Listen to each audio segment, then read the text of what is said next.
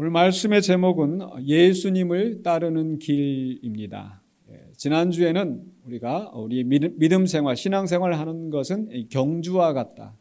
그래서 이 경주하는 자는 모든 무거운 것을 벗어버려야 된다.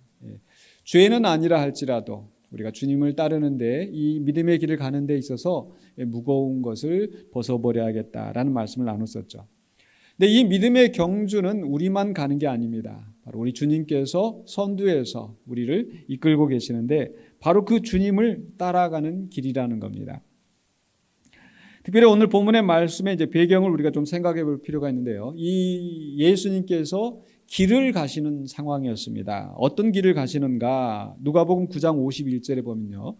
예수께서 승천하실 기약이 차감해 예루살렘을 향하여 올라가기로 굳게 결심하시고, 지금 이제 갈릴리에서 한참 사역을 하시면서 또 많은 사람들이 예수님을 또 인정하고 알아보고 있던 그런 상황이었었죠. 그런데 예수님께서는 여기가 예수님의 사역이 끝이 아니고 예루살렘에서 이제 별세하실 것을 또 모세와 엘리야와 함께 말씀을 나누신 후에 이제 그 예루살렘을 향하여 가시기로 작정하셨습니다. 그래서 그 예수님이 가시는 길에 제자들이 함께 따르는 것은 당연하고, 때로 예수님께서 그 제자들 먼저 보내서 예수님이 가시는 길을 준비하게 하셨습니다. 그런데 이렇게 예수님이 그 제자들과 함께 그 길을 가실 때에 또 그 많은 무리들 가운데 예수님을 따르고자 하는 사람들이 나타납니다. 그래서 오늘 말씀 속에서 세 사람의 이야기가 나오는데 이 세 사람의 이야기가 다 공통적으로 주님을 따르는 것에 대해서 이야기하고 있다라는 거죠. 57절에 보면요, 내가 주님이 어디로 가시든지 따라가겠습니다. 59절에서는 너는 나를 따르라 예수님이 말씀하시고, 또 61절에서도 내가 가족들과 작별한 다음에 예수님을 따르겠습니다. 그래서 예수님을 따르는 것에 대해서 이야기를 하고 있습니다. 사실 우리 모두는 주님을 믿고 따르는 자들입니다. 아멘이십니까? 내가 주님을 믿기는 믿는데 내가 굳이 주님을 따라갈 필요가 있나? 이건 성립이 안 되는 거예요. 주님이 나의 주인이시고 내가 그의 종이라고 한다면 바로 주님이 가시는 길에 우리도 가고 주님이 멈추시는 곳에 멈추고 주님과 함께 해야 할 것입니다. 그런데 다만 그 주님을 따르기 위해서 우리는 그 주님이 그 가시는 그 길을 우리가 함께 가기 위해서 어떤 각오로 어떤 마음가짐으로 해야 되는가, 우리는 이 부분을 깊이 생각해야 하는 거죠. 주님이 가시는 길은 어떤 길일까요? 우리는 어떤 각오로 그 길을 따라가야 할까? 첫 번째 사람의 이야기에서 57절 58절에서 바로 주님이 가시는 길은 쉼 없이 가야 하는 길이다. 쉼 없이 가야 할 길이다. 57절 보시면 이렇게 말씀하시죠. 길 가실 때 어떤 사람이 여짜오되 어디로 가시든지 나는 따르리이다.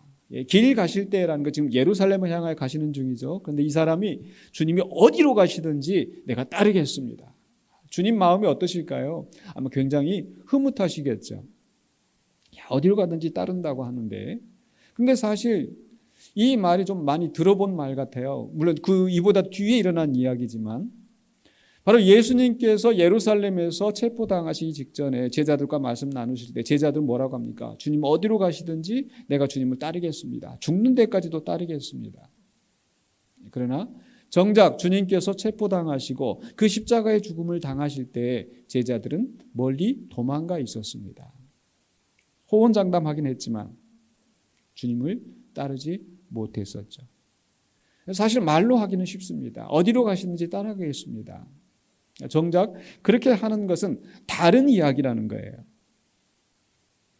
바로 이 사람도 어디로 가시든지 나는 따르리이다라고 하는데 정말 주님이 가시는 길이 어떤 길인지 알지 못하고 그저 주님이 지금 이 풍랑도 잠잠하게 하시고 귀신도 쫓아내시고 병을 고쳐내시고 이런 예수님이 얼마나 대단하신 분인가, 그런 예수님 지금 예루살렘을 향하여 가시는데 제자들과 함께 가면 예루살렘에서 아마 큰 영광을 입으시고 왕이 되시고 제자들도 옆에 왼쪽 오른쪽 그렇게 하시지 않겠는가. 그러니까 그 주님을 따라가면은 뭔가 성공이 있고 부귀와 영화가 있고 그런 착각 속에서 어디로 가시든지 내가 따라가겠습니다. 이렇게 말하고 있는 게 아닌가. 그러나 실상 지금 예수님이 가시는 길은 어떤 길인가? 예루살렘에서 별세하러 가시는 길이잖아요.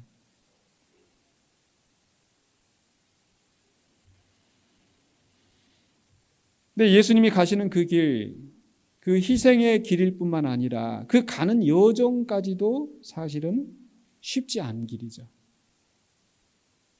그래서 예수님이 오늘 58절에 말씀하시는 게 내가 가는 길이 어떤 길인지 네가 아느냐. 그런 의미에서 이 말씀하시는 거예요. 어떻게 말씀하시는가요? 예수께서 이르시되 여우도 굴이 있고 공중의 새도 집이 있으되 인자는 머리 둘 곳이 없도다 하시고. 여우도 새도 낮에 돌아다니다가 이제 밤이 되면 그 보금자리에서 편히 쉬게 되는데 지금 주님이 가시는 그 길에는 편하게 쉴 수 있는 보금자리가 없는 거예요. 끊임없는 사역의 연속인 겁니다. 사실 앞에서도 우리가 계속 봐왔지만은 예수님이 조금만 안 보여도 사람들이 예수님 어디 가셨어요? 예수님 저쪽으로 가면 예수님 저기 가신다고 막 따라오고. 왜 따라옵니까? 자기들의 많은 문제를 가지고 주님 이 문제 해결해 주세요. 지금 내 아들이 죽게 생겼습니다. 예수님이 그 제자들과 함께 편하게 말씀 나누실 시간도 없이 식사하실 시간도 없이 끊임없이 문제들이 계속 일어나는 거예요. 그 속에서 예수님은 일일이 안수하시고 치유하시고 복음 전파하시고. 그런데 이렇게 예수님을 필요로 하는 사람들 때문에 분주하시기도 하지만 때로는 많은 사람들에게 배척을 당하기도 하십니다.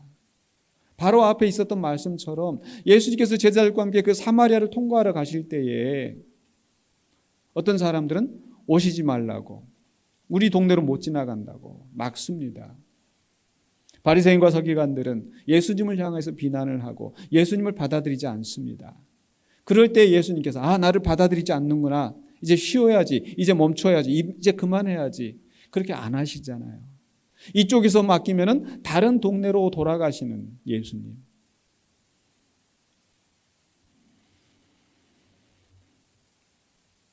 많은 힘들고 어려운 일이 있어도 멈추지 않고 계속 가야 하는 예수님이시기 때문에 또 사람들에게 항상 인정받고 영접받으면서 편하게 가시는 길이 아니기 때문에 인자는 머리 둘 곳이 없다라고 말씀하시는 거예요. 그래도 네가 이 길을 함께 가겠느냐? 사실 이 사람이 예수님을 따라갔는지 안 갔는지는 더 이상 기록이 없습니다.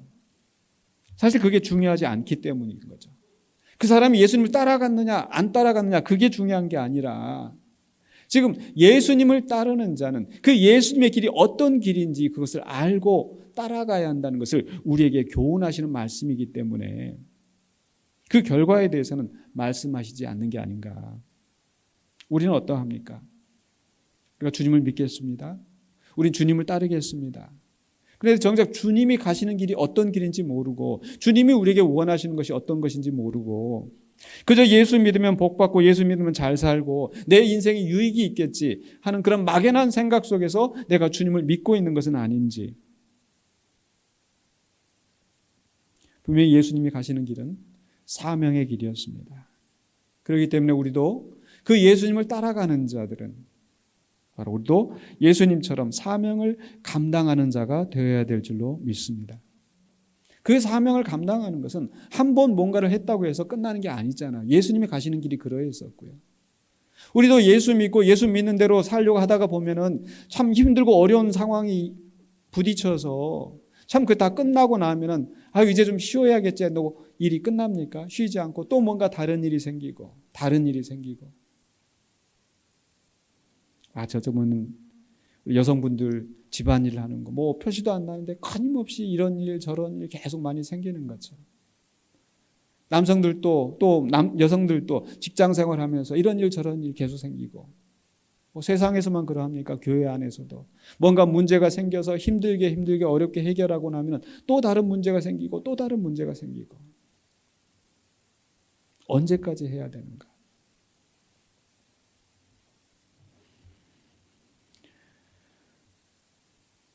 주님은 그 사명의 길이기 때문에 막히더라도 또 문제가 생기고 또 문제가 생기더라도 끝까지 그 길을 가셨던 것을 우리는 기억해야 합니다. 물론 우리가 이렇게 주님을 믿고서 미친 사람처럼 끊임없이 일만 해야 되고 섬겨야 되고 하나의 쉼도 없이 그저 그렇게만 해야 예수님 잘 믿는 건가? 그런 것은 아닐 것입니다. 예수님 믿는 길이 반드시 그런 고난만 있는 것은 아닐 것입니다.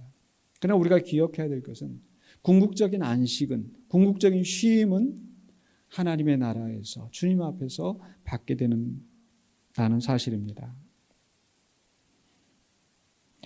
광야의 이스라엘을 여러분 기억하시죠? 애굽에서 탈출하고 나서 마치 우리도 과거에 애굽에서 그 이스라엘 백성이 그 종살이한 데서 벗어났던 것처럼 우리도 예수 그리스도를 믿음으로 말미암아 의롭다함을 얻고 새 사람이 되었습니다. 그러나 그렇다고 해서 우리가 지금 천국에 온 것은 아니잖아요. 이스라엘 백성이 애굽에서 나왔다고 해서 그들이 바로 안식의 땅에 들어가는 것이 아니고 그 안식에 들어가기까지 뭐가 있습니까? 광야의 삶이 있는 겁니다. 그 광야의 삶은 분명히 고달프고 힘들고 그리고 그 광야 속에서 하나님으로부터 훈련을 받고 그들이 감당해야 될 일이 있고 그리고 가나안 땅에 들어가더라도 그들은 끊임없이 또 가나안 족속들과 싸워가면서 그 약속의 땅에서 하나님이 계획하시는 일들을 이루어가야 되는 겁니다. 그 일이 이루어지기 전까지 많은 시련과 아픔이 있을 수밖에 없는 겁니다. 그러나 그 속에서 이스라엘 백성들은 불평하고 원망하고 결국 그 약속의 땅에 들어가지 못했던 것을 우리는 기억합니다. 우리는 그런 이스라엘 백성처럼 되지 않고 바로 주님의 나라에 그 이르기까지 우리의 사명을 끊임없이 감당하면서 그 약속의 땅에 들어가시는 저와 여러분이 되시기를 주의 이름으로 축원합니다. 그 약속의 땅에 가는 길까지 우리는 쉼 없이 우리의 사명을 감당해야 한다는 것. 두 번째 사람을 통하여서 우리가 기억해야 될 것은요. 바로 그 길은 긴급하게 가야 할 길이다. 59절로 60절에. 59절을 보시면요. 또 다른 사람에게 나를 따르라 하시니 그가 이르되 나로 먼저 가서 내 아버지를 장사하게 허락하옵소서. 앞에 첫 번째 사람은 내가 주님이 어디로 가시든지 내가 따르겠습니다 라고 그 사람이 먼저 한 것 같습니다. 두 번째는요, 예수님이 누군가를 지적해서 나를 따르라 이렇게 하시는 거예요. 사실 예수님의 부르심은 다양하게 일어납니다. 어떤 사람은 어렸을 때부터, 어떤 사람은 모태신앙으로부터, 어떤 사람은 나이 들고 나서, 어떤 사람 자발적으로 나오는 사람도 있을 것이고, 어떤 사람 누군가에게 이끌림을 받아서 나오신 분도 있으실 것이고, 그렇게 다양한 모양으로 부르심을 받아도 사명은 한 가지입니다. 그래서 우리는 누구나 다 주님을 따르는 사람인데 바로 이 첫 번째 사람과 비교해 봤을 때 그래도 이 사람은 좀 더 나은 점이 있는 것 같아요. 물론 첫 번째 사람이 그 예수님의 말씀을 듣고 따라갔는지 안 따라갔는지 잘 모릅니다. 그런데 이 첫 번째 사람과 두 번째 사람의 상황을 지금 연결해서 생각해 본다면 적어도 이 사람은 주님이 따르시는 길이 정말 그 보금자리 없이 머리 둘 곳도 없이 다른 고생길이라 하더라도 내가 주님을 따르겠습니다. 다만 내가 먼저 가서 내 아버지를 장사하게 하옵소서 이렇게 말하는 거잖아요. 주님이 가시는 길이 고난의 길이고 고생의 길이라 할지라도 거부하지는 않고 다만 내 아버지를 장사하게 하옵소서 하는 겁니다. 근데 뜻밖의 예수님 뭐라고 말씀하세요? 60절에 이르시되 죽은 자들로 자기의 죽은 자들을 장사하게 하고 너는 가서 하나님의 나라를 전파하라 하시고. 어떻습니까? 굉장히 예수님 이렇게 매정하신 분이었나? 세상에 아버지가 돌아가셔서 아버지 장사하면 참 슬프겠다 힘들겠다 하면서 아니면은 또 가서 이제 그 찾아가서 아버지 부활하게 하실 수도 있고 아마 우리 이런 생각도 한번 해볼 수 있을 것 같아요. 그런데 야 죽은 사람들로 죽은 사람 장사하게 하고 너는 가서 하나님 나라를 전파하라. 이게 예수님 너무하신 게 아니야? 자칫하면 이 말씀 가지고 야 우리 기독 교인들은 이 장례 이 가족들 장례가 나도 이 장례에 가면 안 되겠구나. 예수님 그런 말씀하시는 게 아니라는 거예요. 사실 이 사람이 지금 내 아버지를 먼저 장사하고 라고 한다고 해서 지금 아버지가 사실 돌아가신 상황이 아닐 수도 있다는 겁니다. 많은 성경 해석가들이 아버지가 지금 돌아가신 상황이 아니라는 거예요. 무슨 얘기냐? 아버지가 나이 들으셔서 이제 연로하셔서 언제 돌아가실지 모르는데 그럼 이제 돌아가실 때까지 기다렸다가 아버지 옆에 있다가 그리고 나서 이제 돌아가시면 유산 정리도 하고 형제들하고 이런저런 일들이 많이 있을 거 아니에요. 그래서 예수님이 지금 그 사람을 향해서 너는 나를 따르라 라고 하는데 지금은 아니고요. 가서 아직 지금 아버님 지금 살아 계시니까 좀 이제 아버지 돌아가시고 정리되고 나면은 그 다음에 내가 따르겠습니다. 라는 이런 상황이라는 거죠. 그럼 언제 지금 아버지가 지금 돌아가신 날짜 지금 받아놓고 있는 것도 아니고 얼마나 걸릴지 모르는 거예요. 그러니까 예수님이 여기에서 죽은 자들로 자기의 죽은 자들을 장사하라고 말씀하시는 것은 여기서 죽은 자는 뭐겠습니까? 앞에 죽은 자는 죽은 자들로. 즉 하나님의 나라에 대해서 알지도 못하고 관심도 없고 이제 죽어갈 수밖에 없는 그런 사람들이 그런 일에 매여 있다 할지라도 너는 그런 일에 매이는 것이 아니라 지금 네가 감당해야 될 긴급한 일이 있다. 그게 뭐예요? 지금 이 사람이 너는 나를 따라라고 하면서 뭐라고 말씀하시는 거예요? 죽은 자들로 자기의 죽은 자들을 장사하게 하고 너는 뭐 하라? 하나님의 나라를 전파하라. 하나님의 나라를 전파하라. 사실 우리들도 내가 예수 믿었으면 주님을 따르고 헌신하는 것이 당연하다. 그런 마음은 있지만 사실 이런저런 사정들 때문에 못하고 있는 게 많지 않습니까?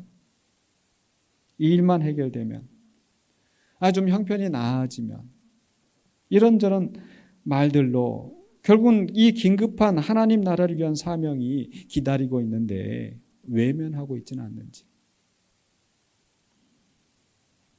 예수님을 따르는 길은 하나님 나라의 사명을 위한 길이고 그 하나님 나라의 사명은 그 무엇보다도 우선적으로 긴급하게 해야 하는 일입니다. 왜 하나님 나라를 전파하는 것이 그렇게 긴급하고 중요할까요? 바로 하나님 나라를 알지 못하고 죽어가는 사람들이 있기 때문에. 아마 이런 생각을 해봤습니다. 의사가요. 의사가 이제 평시에는 이 사람들 다 돌보고 이렇게 하다가 때로는 이제 어떤 분 같은 경우는 이제 뭐 돌아가실 날이 얼마 남지 않은 그런 분들도 있겠죠. 그럼 의사가 이제 이분 돌아가셨습니다라고 이제 임종을 선언하고 이것도 의사의 중요한 직분인 거예요. 그런데 그렇게 죽을 사람 앞에서 이렇게 기다리고 있는 것과 만약에 그 순간에 지금 그 응급실에 긴급한 환자가 실려와 가지고 지금 죽느냐 사느냐 그럼 이 사람 빨리 가서 지금 살려야 되겠어요? 아니면은 이 죽은 사람 임종을 지켜봐야 되겠어요? 어떻게 하겠어요? 가서 살려야 되는 거예요. 긴급한 거예요. 중요한 일인 거예요. 그러니까 우리는 우리의 삶 속에서 이런 정말 긴급하고 중요한 하나님 나라를 위한 우리의 사명을 우선적으로 놓고 가야 합니다. 그래서 예수님을 따르는 길은 긴급하게 가야 할 길이라는 것을 기억해야 합니다. 세 번째 사람을 통하여서는 우리가 바로 예수님을 따르는 이 길은 우리가 전심으로 가야 할 길이다. 전심으로. 온 마음 다하여서. 61절 62절에. 자, 61절에 세 번째 사람의 이야기가 나옵니다. 또 다른 사람이 이르되 주여 내가 주를 따르겠나이다마는 나로 먼저 내 가족을 작별하게 허락하소서. 나로 먼저 내 가족과 작별하고 그 다음에 주님을 따르겠습니다. 그러니까 첫 번째 사람과 두 번째 사람과 비교해 본다면요. 그래도 세 번째 사람은 좀 낫지 않을까. 두 번째 사람이 하는 것은 내가 가서 아버지 장사하게 하고 주님을 따르겠습니다. 먼저 장사하게 허락하소서. 근데 언제일지 모르잖아요. 기한도 없잖아요. 그런데 적어도 이 세 번째 사람은 어떻습니까? 가서 가족들하고 작별만 하고 오면 되는 거 아닌가. 확실한 기한이 정해진 게 아닌가.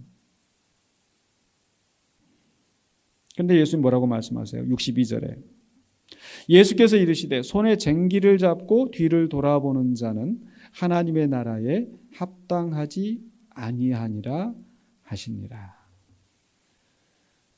가라는 말이에요? 가지 말라는 말씀이에요?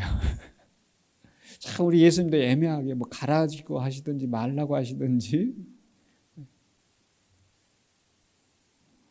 근데 이 쟁기를 잡고 뒤를 돌아보는 왜 갑자기 쟁기 이야기가 나올까?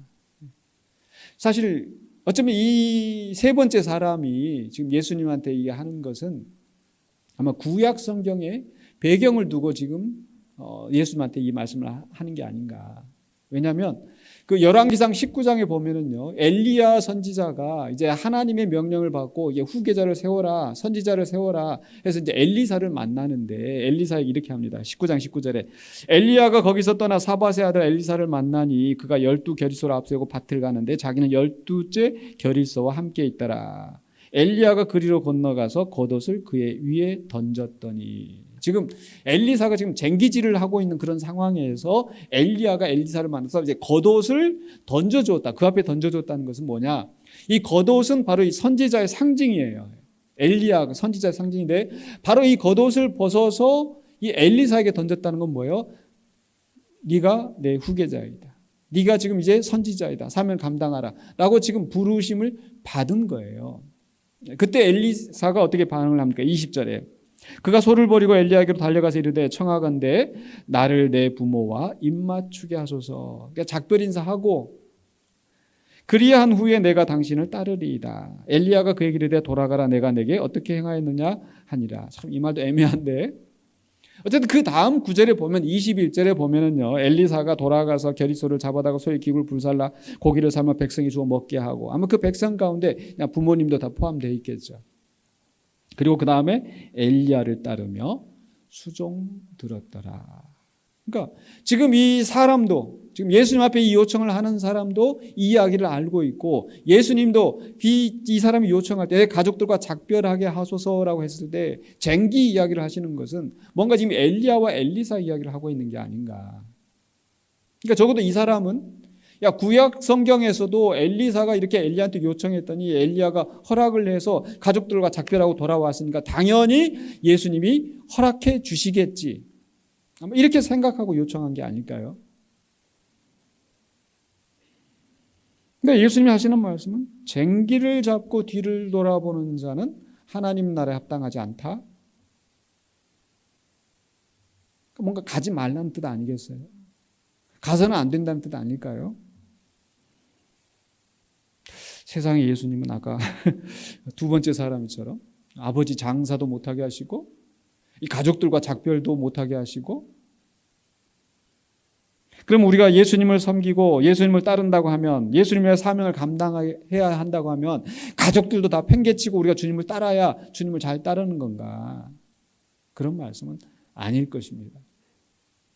왜냐하면 그 예수님께서 바리새인들에 대해서 비판하실 때에 너희 사람의 전통으로 하나님의 계명을 어긴다.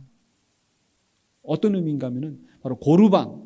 그러니까 내가 부모에게 공경하려고 내가 준비해 둔 것을 부모한테 내가 공경하라고 줄 것이었는데 고르반 하나님 앞에 바친다라고 하면 부모에게 줄 필요가 없다. 잘못됐다는 거예요. 부모도 공경해야 되고 하나님 앞에 드릴 것은 하나님 앞에 드릴 것으로 해야 된다는 거죠. 그런 예수님이셨는데 세상에 가족과 작별도 이렇게 막으시고 매정하게 끊게 하시는가.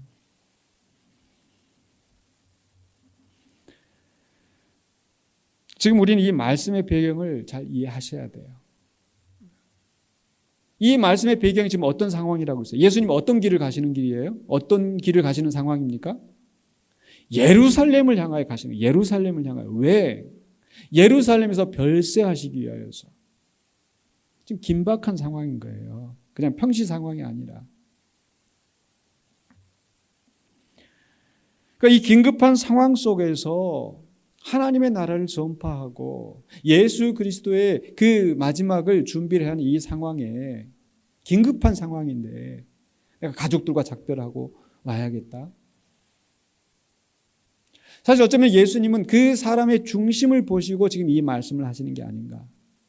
이 사람의 중심이 뭐냐?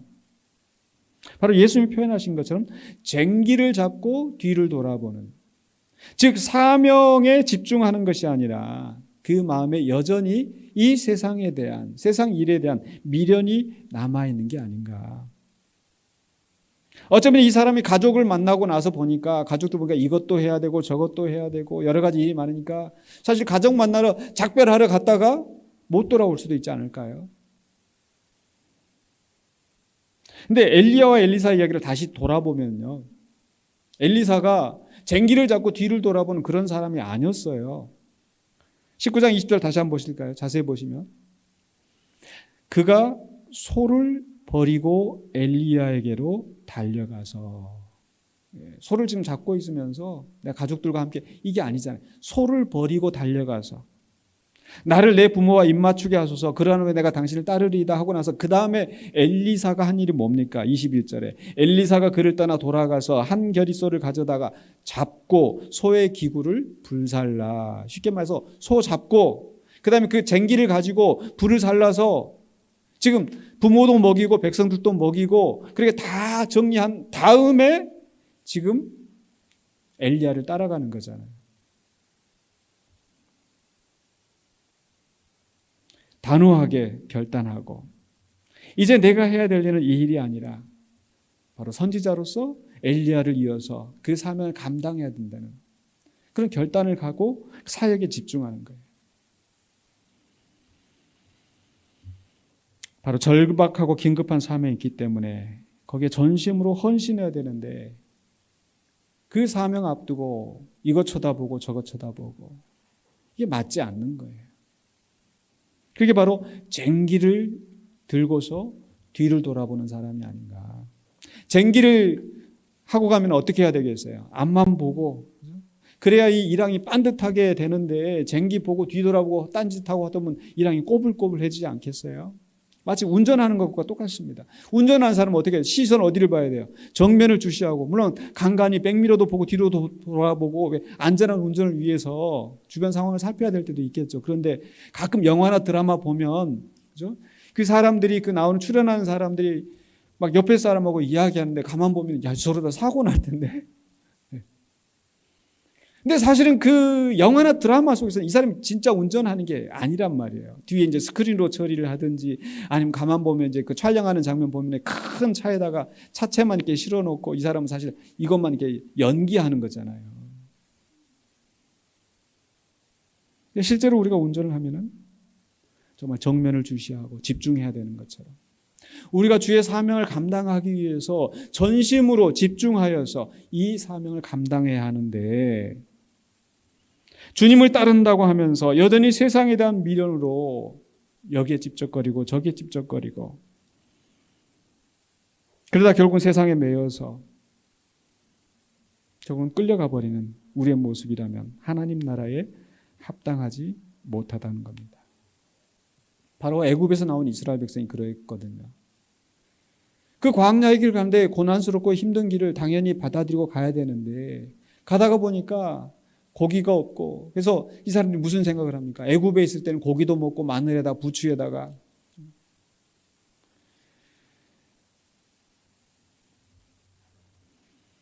차라리 애굽에 있을 때가 좋았다. 그래서 결국 그 사람들은 그 약속의 땅에 들어가지 못하고 광야에서 죽임을 당하지 않습니까? 하나님 나라에 합당하지 못한 사람들. 우린 분명히 하나님 나라를 소망하며 예수님을 따르는 자들입니다. 뒤돌아보지 말아야 돼요. 전심으로 헌신할 가치가 있는 바로 그 일을 위하여서 우리는 집중하고 나아가야 될 줄로 믿습니다. 이제 말씀을 마무리하려고 합니다. 우리 모두는 예수님을 따르는 사람들입니다. 근데 오늘 말씀 속에서 바로 이 사람들이 예수님을 따랐는지 안 따랐는지 세 가지 경우 다 그 결과에 대해서는 이야기하고 있지 않습니다. 그 사람들이 중요한 게 아니에요. 중요한 것은 바로 예수님의 말씀인 거예요. 나를 따르려 하면 너희들이 어떤 각오로 어떤 마음가짐으로 따라야 하는지 바로 우리에게 지금 말씀하고자 하시는 거예요. 예수님을 따르려면 우리는 분명한 각오를 가지고 가야 합니다. 어떤 고난이 있다 하더라도 끊임없이 계속되는 일이라 할지라도 지치지 말고 인내하면서 쉼 없이 가야 하는 길이고 바로 죽어가는 영혼들을 생각하면서 긴급하게 가야 하는 일이고 또 전심으로 우리의 마음을 다하여 헌신해야 되는 길인 줄로 믿습니다. 바로 주님께서 그런 모범을 보여주셨어요. 당신을 희생하시면서 머리 둘 곳도 없는 그 길이라 할지라도 끊임없이 그 사역을 감당하시면서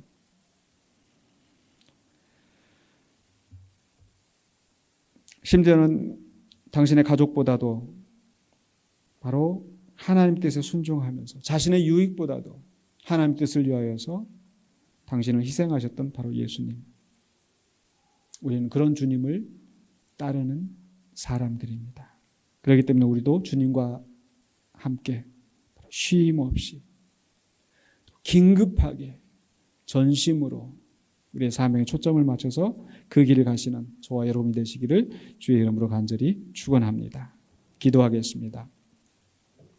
거룩하신 아버지 하나님 은혜를 감사합니다. 오늘 우리에게 주신 말씀을 다시 한번 깊이 생각합니다.